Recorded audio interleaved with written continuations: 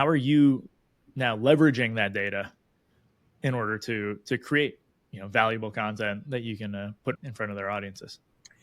Yeah.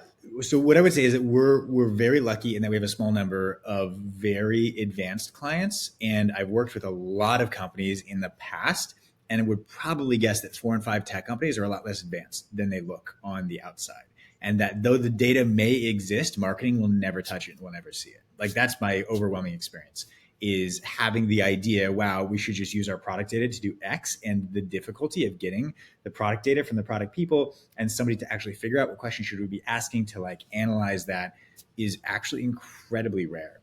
So I think it's a really valuable moat for the marketing teams that can build that relationship. One of the best examples I've ever seen of this was a company we worked with called Gusto, which does payroll.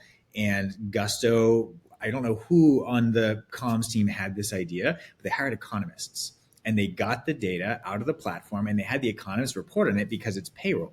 So they're processing billions of dollars in payroll and they're a lot faster than the Bureau of Labor Statistics. So they can publish a statistically accurate report of what the BLS will bring out like 2 to 3 months in advance.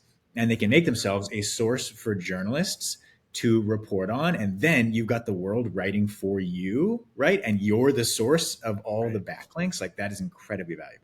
Another mistake that I see sometimes is the desire to do the piece of content irrespective of your buyer.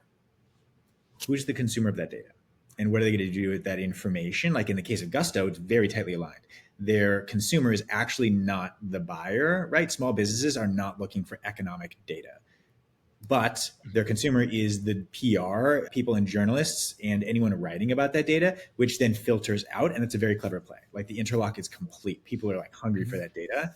You've got to figure that out for that company. Like who is the person who is the consumer of that data? And then how can we create a report that is like genuinely useful for that person and not just a list of statistics where we hope that somebody is going to be able to make sense of this.